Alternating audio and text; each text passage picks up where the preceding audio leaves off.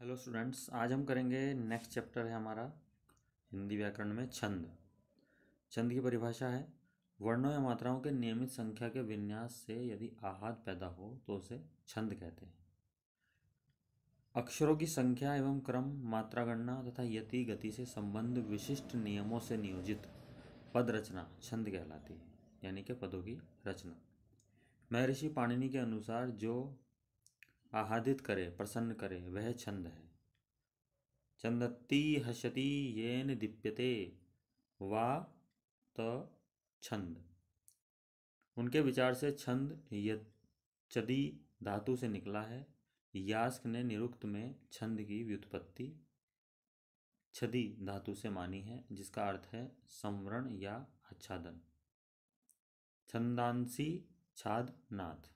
इन दोनों अति प्राचीन परिभाषाओं से स्पष्ट हो जाता है, ये जो हमने परिभाषाएं अभी आपको दी, कि छंदोबद्ध रचना केवल आहाद कारिणी ही नहीं होती, वरन वह चिरस्थायिनी भी होती है। जो रचना छंद में बंधी नहीं है उसे हम याद नहीं रख पाते, और जिसे याद नहीं रख पाते उसका नष्ट हो जाना स्वाभाविक ही है।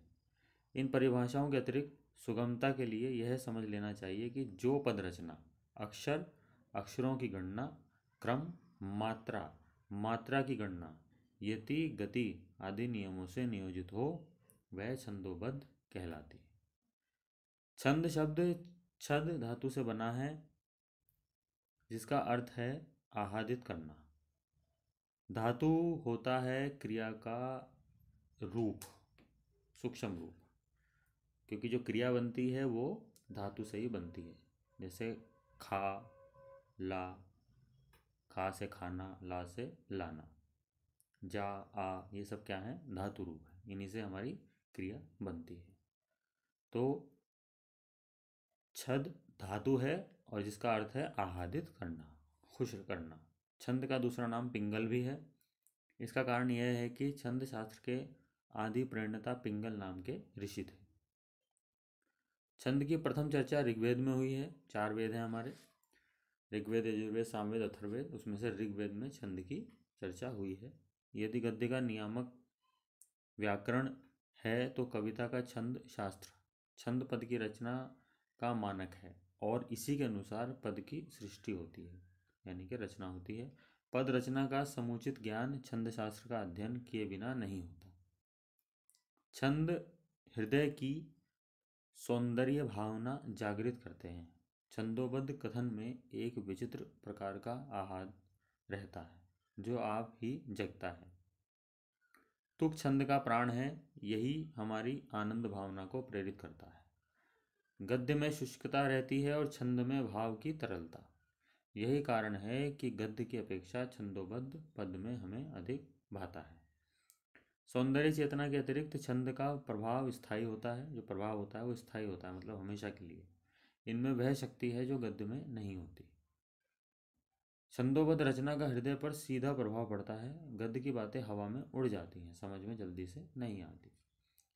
छंद प्रभावपूर्ण होता है। अभी जब एग्जाम्पल देंगे हम आपको नेक्स्ट वीडियो में, तो आप और अच्छे से समझ पाएंगे। लेकिन छंदों में कही गई कोई बात हमारे हृदय पर अमिट छाप छोड़ती है।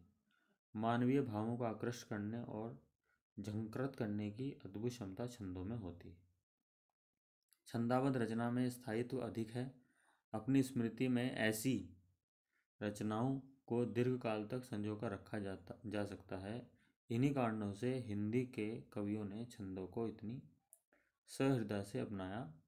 अतः छंद आवश्यक और निराधार नहीं है, इनकी भी अपनी उपयोगिता और महत्ता है।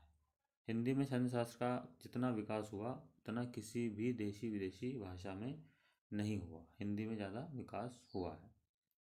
बहुत सारी ऐसे शब्द, ऐसे वाक्य आए होंगे जो आपको हो सकता है समझ में ना आए हों, लेकिन जैसे जैसे वीडियो हमारी आती रहेंगी वो आपको क्लियर होते रहेंगे। फिर भी आपका कोई प्रश्न रहे तो आप कमेंट सेक्शन में पूछ सकते हैं। नेक्स्ट वीडियो में हम करेंगे छंद के अंग। इनके नोट्स तैयार कर लीजिएगा, और जो भी आपके डाउट्स हों वो आप पूछ सकते हैं। काफ़ी इंटरेस्टिंग है छंद और इसकी परिभाषाएं। धीरे धीरे जब वीडियो आगे बढ़ेगी और डिटेल में हम जाएंगे, अंग पढ़ेंगे छंद के तो आपको समझ में आ जाएगा।